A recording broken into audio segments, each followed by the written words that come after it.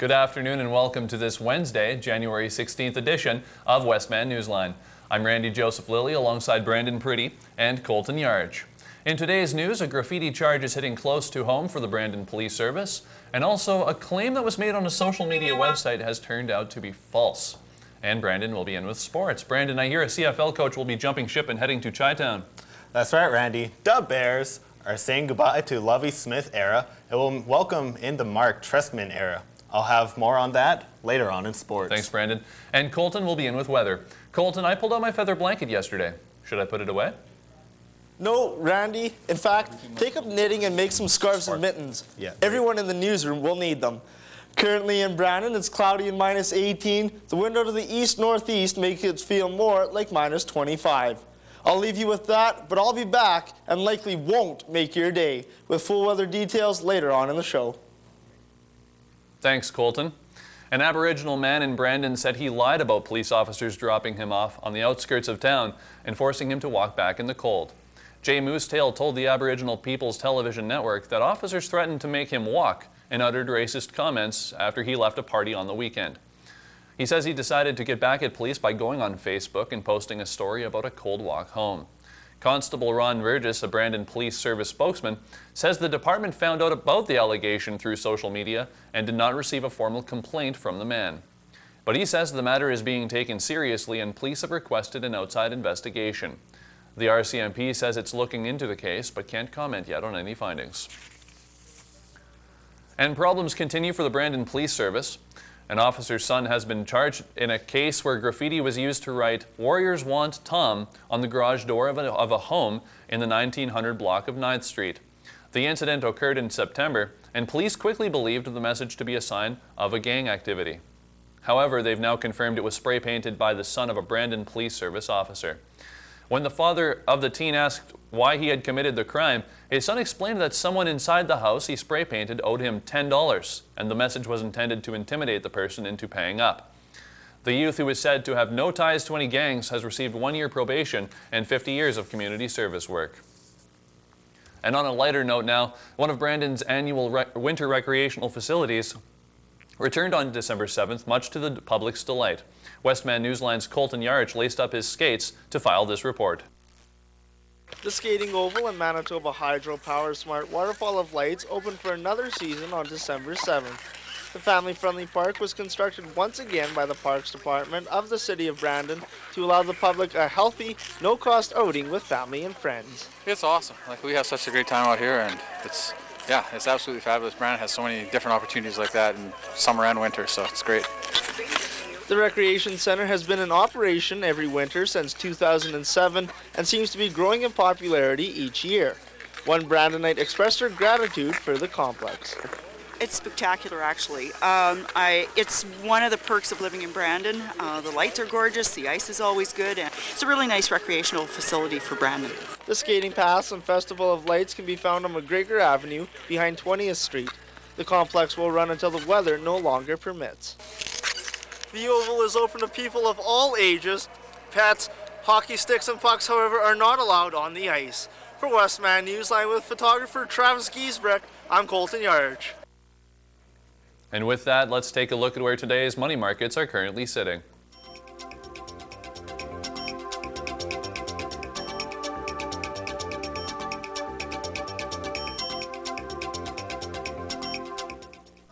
Westman Newsline, produced by the IMA Media Production students of Assiniboine Community College.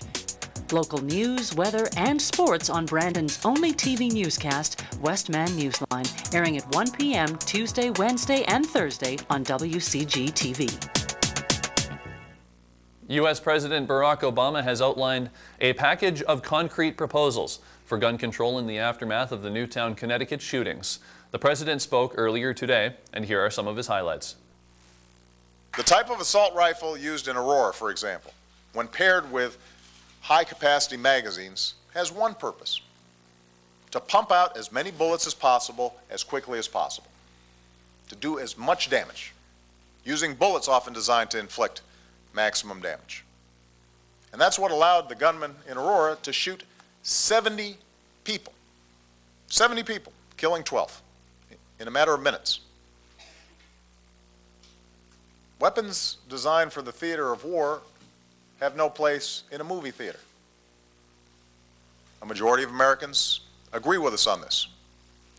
And by the way, so did Ronald Reagan, one of the staunchest defenders of the Second Amendment, who wrote to Congress in 1994 urging them, this is Ronald Reagan speaking, urging them to listen to the American public and to the law enforcement community and support a ban on the further manufacture of military-style assault weapons. You know, the right to worship freely and safely, that right was denied to Sikhs in Oak Creek, Wisconsin. The right to assemble peacefully, that right was denied shoppers in Clackamas, Oregon, and moviegoers in Aurora, Colorado. That most fundamental set of rights to life and liberty and the pursuit of happiness, fundamental rights that were denied to college students at Virginia Tech and high school students at Columbine and elementary school students in Newtown and kids on street corners in Chicago on too frequent a basis to tolerate it. And all the families who've never imagined that they'd lose a loved one to a bullet. This will not happen unless the American people demand it. If parents and teachers, police officers and pastors, if hunters and sportsmen, if responsible gun owners, if Americans of every background stand up and say, enough. We've suffered too much pain and care too much about our children to allow this to continue, then change will come. And I'm calling on Congress to pass some very specific proposals right away. First, it's time for Congress to require a universal background check for anyone trying to buy a gun. If there's even one thing we can do to reduce this violence, if there's even one life that can be saved, then we've got an obligation to try. And I'm going to do my part. Local leaders in Austin, Texas are diving into the gun control debate. Although gun rights are protected by federal and state laws, Austin city leaders continue to search for ways to create tighter restrictions at the local level. Jessica Holloway reports.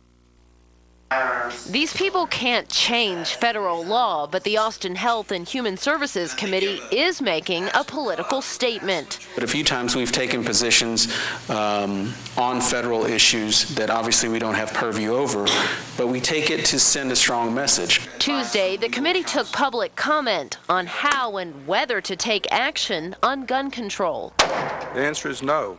The U.S. Bureau of Justice Statistics states that the firearm crime rate dropped from 6 victims per 1,000 residents in 1994 to 1.4 victims per 1,000 residents in 2009. Any program that we come up with is going to be undercut and undermined when we are selling AR-15s out of our public buildings. Since 2010, APD has seized nearly 800 guns through a buyback program called Guns for Groceries.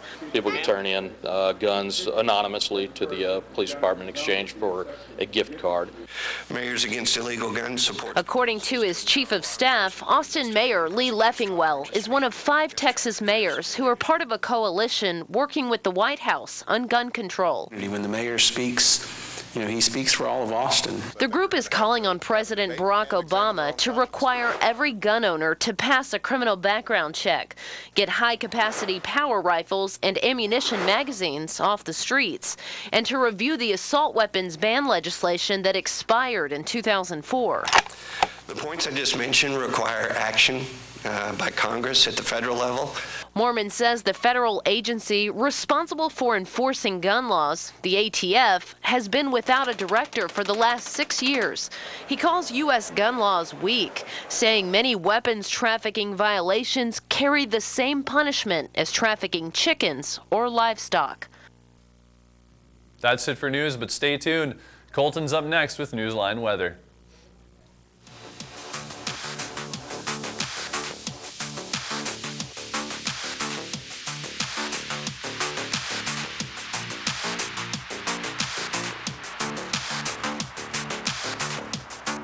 Good afternoon with Newsline Weather. I'm Colton Yarch. Yesterday I warned you about depressing temperatures. Today, it's depressing. Currently in Brandon, it is cloudy and -18. The wind out of the east-northeast makes it feel more like -25. This evening, we'll have a partly cloudy sky with a temperature of -19. Winds will be out of the west at 10 kilometers per hour. Overnight, expect much of the same, as the only change from the evening is a temperature drop of 1 degree. Taking a look at our radar image, as you can see, there is a little bit of precipitation in the Brandon area, and it's heading south. Moving to our satellite image, that heavy cloud cover continues to roll from southern Yukon, and we can expect more of it in the coming days. Moving to our 5-day forecast now, tomorrow expect mostly sunny skies and a temperature in the mid-minus teens. And there's no good news for the weekend either, with about 6 centimeters of snow expected and temperatures to dip down until Monday. But we will see some sun as we start the week. Now let's take a look around the region. Winnipeg and Portage are both in at -21. Dauphin checks in at -19. Neepawa -20. Carberry -18. Killarney -16. Minnedosa in at -18. And Verdon will round us out at -12. Seasonal norms for this time of year are a high of -13 and a low of -24. The record high was set a few years ago, back in 1942, when we hit +4.4. The record low was set back in 1978 when we hit -39.3. I would probably break down and cry if that happened again. Once again in Brandon, it's cloudy and -18, but it feels more like -25. That's it for weather, but stick around. Brandon's up next with Newsline Sports.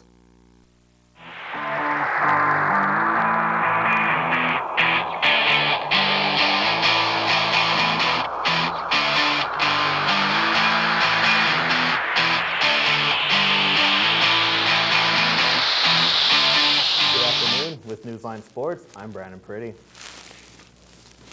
The Winnipeg Jets' move into the digital age will not be accompanied by fees for printing off tickets, forwarding them to friends, family, or clients.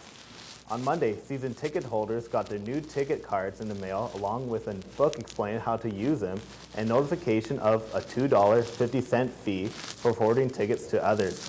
Yesterday, True North CEO Jim Ludlow said the team heard the complaints of fans and has decided to waive that fee.